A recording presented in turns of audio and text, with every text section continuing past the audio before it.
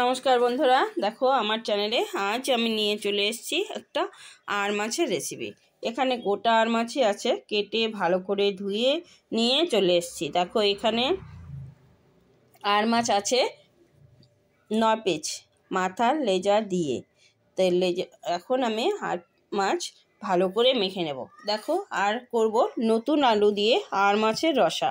দেখো নতুন আলু এইভাবে আমি কেটে নিয়েছি, ছোট আলু 2 পিস করে কেটে নিয়েছি, কাঁচা লঙ্কা, আদা আর টমেটো, সেগুলো দিয়েই আমি আজকে আর মাছের রসা রেসিপি করব।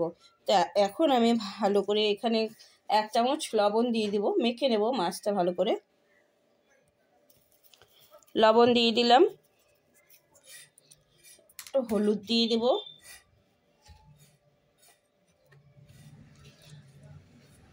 হলুদও দিয়ে দিলাম। ভালো করে আমি মেখে নেব আর তেল দিয়ে দিব, কারণ তেল দিলে আর মাছ ফুটবে না, না হলে ফুটে আসবে। দেখো একটু তেল দিয়ে দিচ্ছি।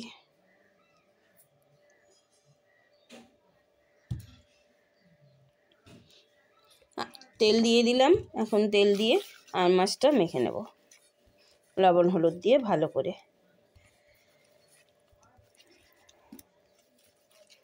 একটু আটা বা ময়দা দিলেও হয়, আটা একটু দিয়ে দিলেও বা ময়দা দিয়ে দিলেও মাছটা ফুটবে না, তো তেল দিলেও ফুটে না।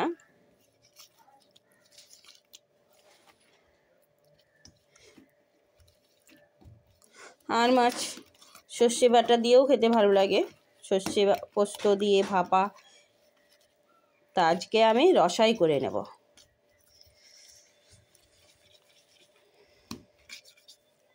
দেখো মাখা হয়ে গেছে ভালো করে।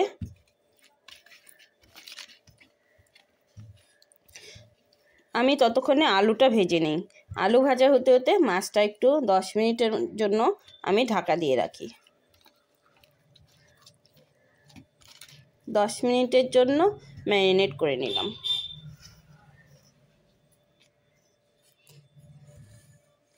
এখন একটু আমি ঢাকা দিয়ে রাখবো 10 মিনিটের জন্য।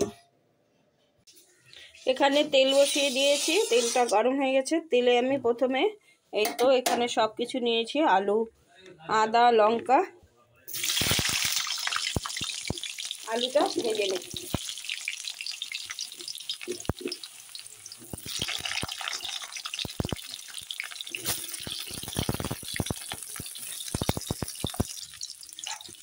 আলু অল্প লবণ দিয়ে দিলাম আর একটু হলুদ দিয়ে দিলাম।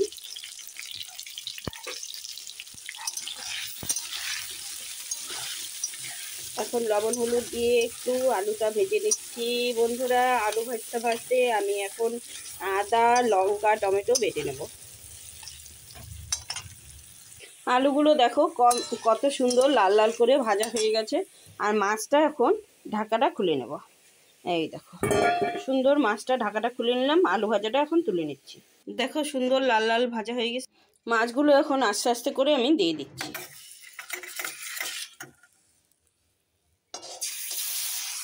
দেখো আস্তে আস্তে করে খুন্তি দিয়ে দিলাম।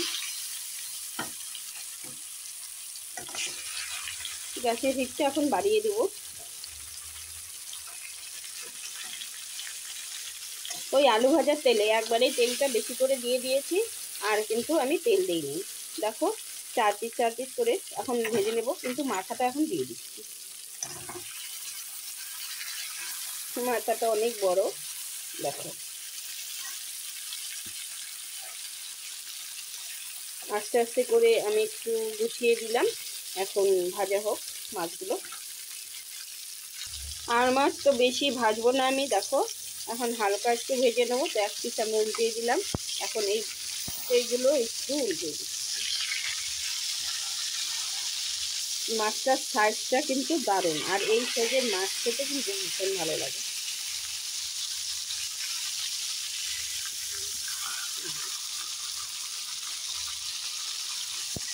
দেখো উল্টিয়ে দিলাম, এই পাশটা একটু ভাজা হোক। দেখি আর এক পাশ হয়ে গেছে নাকি। হয়ে গেছে। আমি এখন আর একটু উল্টে দিয়ে নামিয়ে দেবো।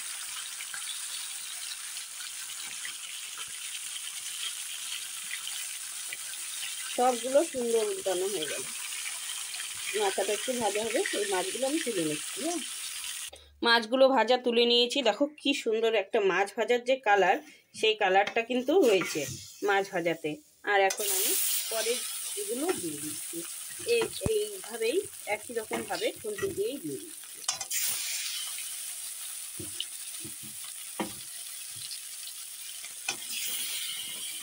সুন্দর।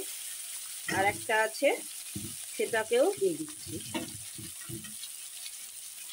এই রকম খুন্তি দিয়েই দিয়ে দিলাম। এখন এটাও ভাজা হোক। ওখানে মাছ ভাজা হতে হতে আমি এখন টমেটো বেটে নিয়েছি। আর দেখো কটা কাঁচা লঙ্কা দিয়ে দিলাম, আদা, কয়েক পিস আদা, আর দিয়ে দিব এখন আমি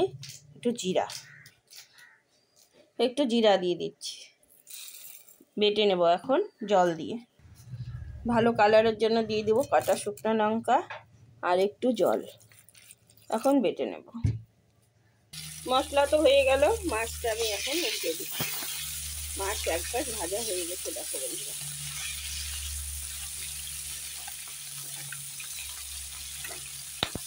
এই মাছগুলো ভাজা হয়ে গেছে, এখন তুলে নিচ্ছি এই মাছগুলো। মাছ ভাজা হয়ে গেছে, মাছের কালারটা কিন্তু বেশ সুন্দর হয়েছে। দেখো পিসগুলো কত সুন্দর লাগছে। আর আলু ভাজা হয়ে গেছে। এখন মশলা করে নিয়েছি। একই তেলে আমি ফোড়ন দিয়ে দেব এখন দুটো শুকনো লঙ্কা। মাছের মাছের রসা করার জন্য এখানে দিয়ে দেবো গোটা জিরে ফোড়নে, দিয়ে দেবো দুটো গোটা তেজপাতা। এখন ফোড়নটা ভেজে নেবো। আমি একটু গ্যাসটা অফ করে রেখেছিলাম। ফোড়ন ভাজা হয়ে গেছে, এখন আমি দিয়ে দেবো এখানে মশলা যে করে নিয়েছি আমি, জিরা, আদা, কাঁচা লঙ্কা, শুকনো লঙ্কা সব বেটে নিয়েছি, সেটা দিয়ে দিলাম। দিয়ে একটু ভালো করে নেড়ে চেড়ে নিলাম। মশলার বাটিটা ধুয়ে একটু জল দিয়ে দেবো।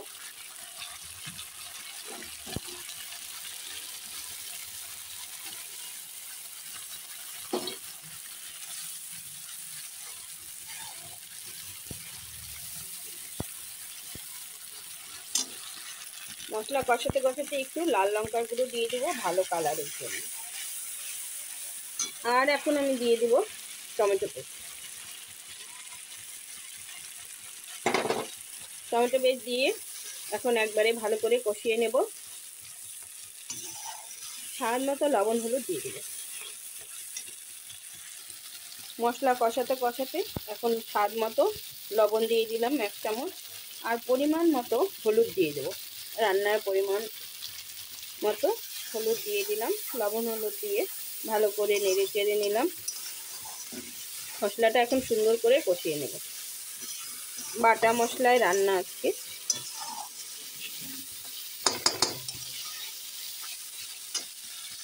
মশলা কষানো হতে হতে আমি মশলার আলুটা দিয়ে দিলাম। মাছের আলুটা দিয়ে একসঙ্গে কষিয়ে নেব, তাহলে আলুর ভিতরে মশলাটা ঢুকবে, ঝাল লবণ খেতে ভালো লাগবে।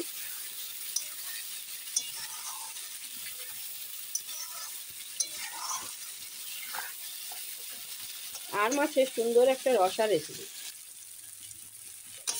দেখো মশলাটা কত সুন্দর কষানো হচ্ছে।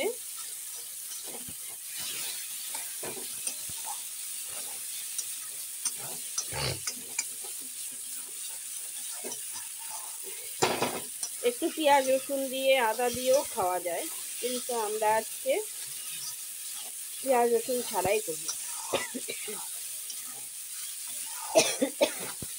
পেঁয়াজ রসুন দিয়ে করলে একটু খেতেও বেশি ভালো লাগে।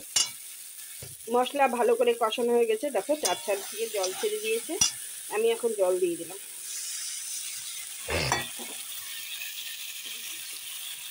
আর একটু জল দিয়ে দেবো।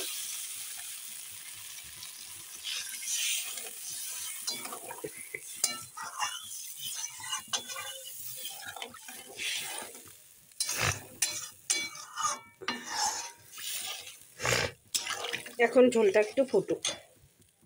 ঝোলটা দেখো কত সুন্দর ফুটছে, আর একটা সুন্দর কিন্তু সেন্ট বেরিয়েছে। আর নতুন আলু দিয়ে আর মাছের রসা।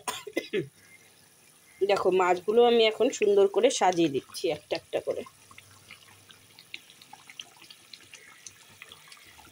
3টে 4টে 5টা 6টা 7টা 8টা 9টা।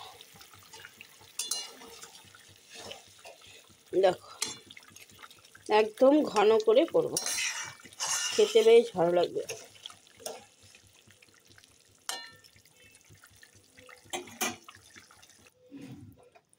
দেখো রেসিপিটা কিন্তু কত সুন্দর হয়েছে রসাটা। এই দেখো ঝোলটাও একদম সুন্দর গাঢ় হয়ে গেছে। আর এখন আমি নামিয়ে দেবো বন্ধুরা। নামানোর আগে ধনেপাতা কুচি দিয়ে দেবো।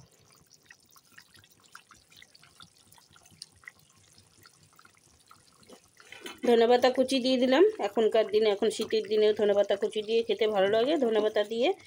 আর বন্ধুরা তোমাদের কেমন লাগলো বন্ধুরা রান্নাটা বলবে অবশ্যই কমেন্টে। ভালো লাগলে লাইক কমেন্ট শেয়ার করে দেবে। আর বন্ধুরা যে আর মাছ ভাজতে গেলে ফুটে, সেটারও টিপস দেওয়া থাকলো। আর একটা আমি বলে দিই, যখন আর মাছ ভাজা হবে ভাজার আগে মেখে তেল দিয়ে একটু লবণ হলুদ দিয়ে মেখে, আর তেলের মধ্যে যদি একটু সামান্য হলুদ দিয়ে মাছটা ভাজা যায়, তাহলে কিন্তু আর ফুটবেই না, ফোটেও না। তেলটা না দিয়েও যদি হলুদ লবণ দিয়ে শুধু মেখে তেলে দেওয়া যায়, তাহলে কিন্তু ফুটবে না। আমার মাছটা রান্না কিন্তু আজকে একদম ফুটে নেই, মানে ভাজার সময়। তো এখন আমি নামিয়ে দিচ্ছি। মাছের ঝোলটা আমার কমপ্লিট হয়ে গেছে, এখন বন্ধুরা নামিয়ে দিচ্ছি। এক পিস উঠিয়েছি, দেখো সুন্দর করে আমি আস্তে আস্তে উঠাচ্ছি।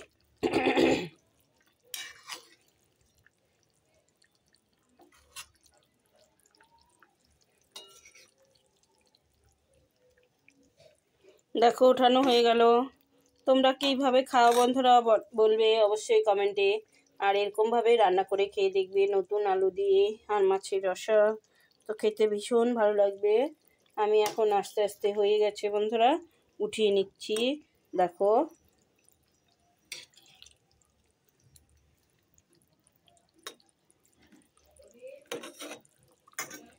সবগুলো ওঠানো হয়ে গেল। এখন লেজার পিস।